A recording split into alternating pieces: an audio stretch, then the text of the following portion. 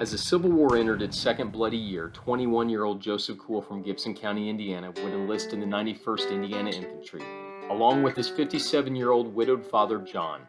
Over the course of the next 3 years, he would fight in battles in Kentucky and Tennessee. During the siege of Atlanta, a bullet would graze Joseph's right thigh and keep him out of action for 6 weeks. He would be present in Durham, North Carolina on April 26, 1865, to witness Confederate General Johnston surrender to Union General Sherman, thus ending the Civil War. Following the war in January of 1867, Joseph would travel to Clay County, Illinois, and purchase land in Pixley Township, on which he would build a home. A year later, he would return to Gibson County to marry Caroline Pettigene. The newlywed couple would return to Illinois by train and depart from Olney, walking 18 miles on a cold, rainy January day. They would live the remainder of their life just west of the present-day Holy Cross Church in what was then called St. Wendel.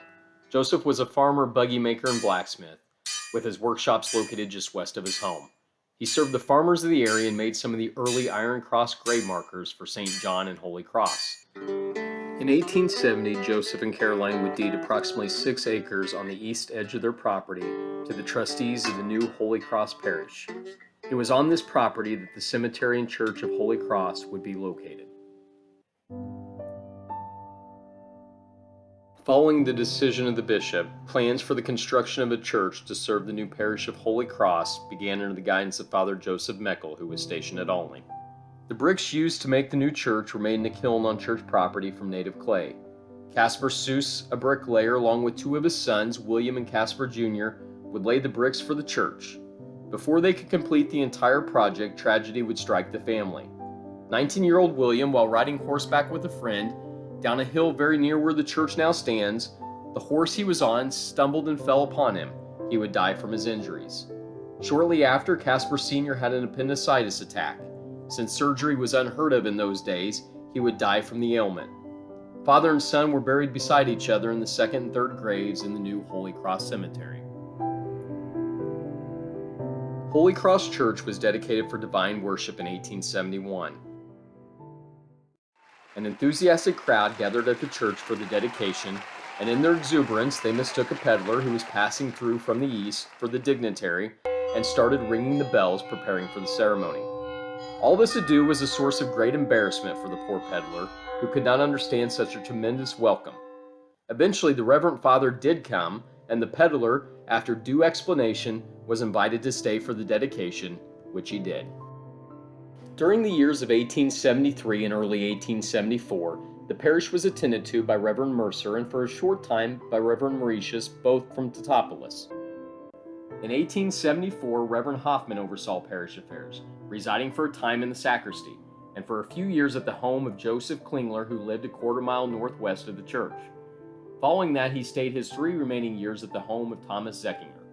In 1878, Reverend Molitor, pastor of St. Thomas in Newton, attended service from Saturday through Tuesday and resided with the Zeckingers. Vater unser im Himmel, geheiligt werde dein Name, dein Reich komme, dein Wille geschehe, wie im Himmel so auf Erden. Unser tägliches Brot gib uns heute und vergib uns unsere Schuld, wie auch wir vergeben unseren Schuldigern. Und führe uns nicht in Versuchung, sondern erlöse uns von dem Bösen. Denn dein ist das Reich und die Kraft und die Herrlichkeit in Ewigkeit. Amen. German was the only language spoken at Wendelin from the beginning, as many could not understand nor speak English. While Mass was said in traditional Latin, sermons were given in German until 1910, and then for many years afterwards, 1 German sermon was given and 1 English sermon.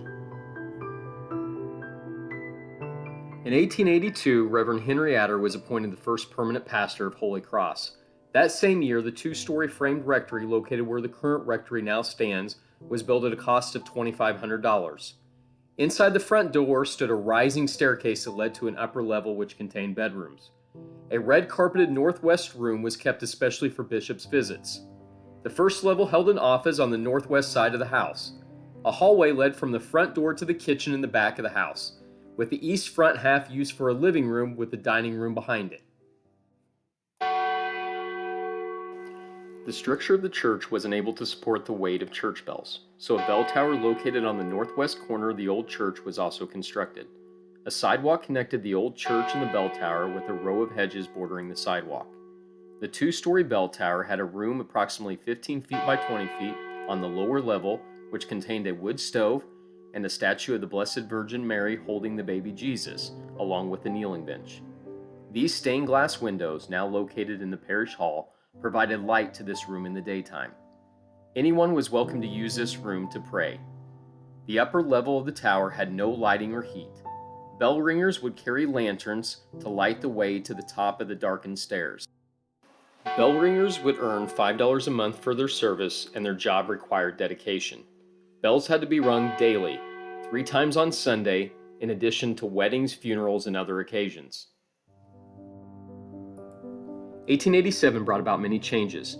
The Diocese of Belleville was created with Holy Cross on the very northern edge. Reverend Henry Guzin was appointed pastor, and a one-room schoolhouse was built.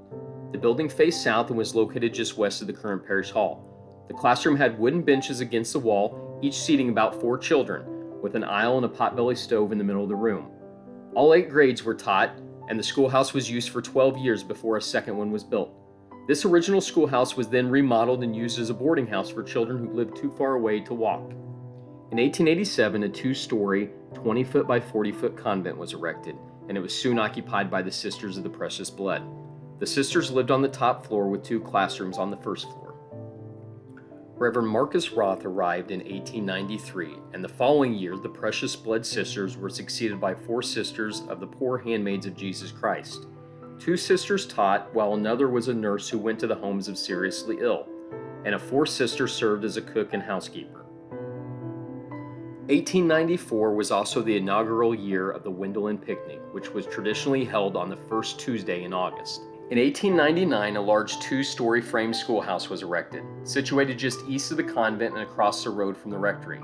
This school had 2 classrooms on the first floor containing 4 classes each. The upper level was used for boarding of those students living a further distance away, who were required to attend Catholic school for a period of 1 year before they could make their first and solemn communion.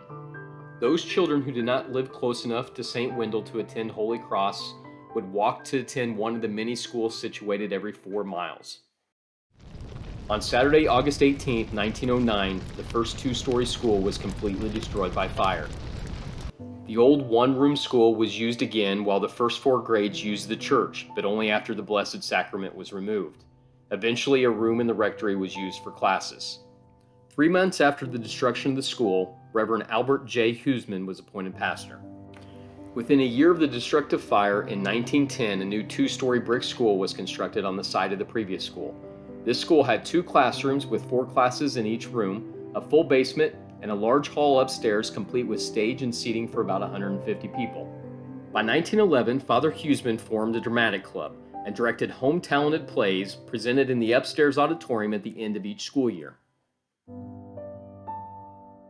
In 1910, a new Way of the Cross was erected in Holy Cross Cemetery to replace the original one from 1871. When Reverend Furgus arrived in 1916, a black wrought iron fence was erected along the east side of the cemetery with an iron gateway. The fence continued around the front of the rectory and stood until the early 1930s. A beautiful high altar was purchased and installed in the church in 1896 when Reverend Marcus Roth was pastor at Holy Cross. This altar would serve the parish for 70 years.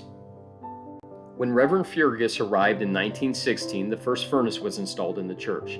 It was designed to burn either wood or coal. Since wood was a plentiful commodity, the men of the parish were asked to donate labor and timber.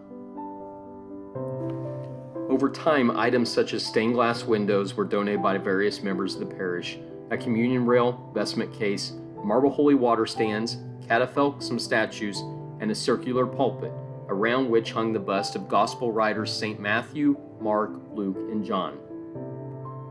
When Reverend Joseph Fisher was named pastor in 1920, nearly 50 years had passed since the original construction, and he immediately started a fund for a larger church. Over the next decade, funds and materials would be donated to the construction of a new Holy Cross church. In October of 1927, Father Edmund Neese was appointed pastor and would remain in that position for 37 years. At the time of his arrival, the membership of Holy Cross was 125 families. During his tenure, it would grow to 180.